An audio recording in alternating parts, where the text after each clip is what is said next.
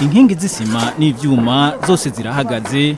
Abubatsi bambaye inkofero zo kubakingira barabandanya ibikorwa aha kuri iyi nzu buci b'ibitaro bahagarikiwe na Edgar Ngaruwe nayo. Hariho cave ngaha ape cave hariho ntuze redo chaussée na etage imwe.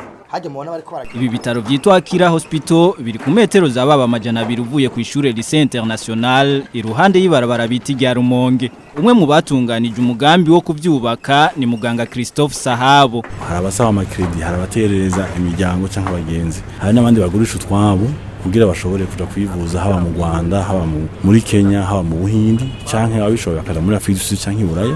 Twigere rero umugambi w'iyo Kira Hospital nugira tugira icyo duterereye kugira ngo turako twogira ibitaro bifise urugero rw'ibitaro vy'Iburaya tukagira ibitaro izo ngwara baje kurondera kwivuza hanze tuzivurira ngaha hari ingwara zivuye kuri za cancer hari ingwara zivuye ku mafwa canke za neurologie canke nk'ibi byo kugira ama insuffisance rénale reka n'ingwara nyinshi ibitaro vy'ubu muri iki gihugu bidashobora kuvura tuzobaga n'umutima nibaheza kuvyubaka ibitaro Kira Hospital bizoba bipima imetero kwadrato zababa 5,000 ibitanda by'abagwayi ngo bizorenga 120 abakozi harimo abaganga n'abaforoma ngo bazoba barenga 50 abaforoma bazokora muri ivyo bitaro bivugwa ko bizovura ingwara nyinshi zihanze abanyagihugu ubu bari mu nyigisho zijyanye n'akazi bazokora.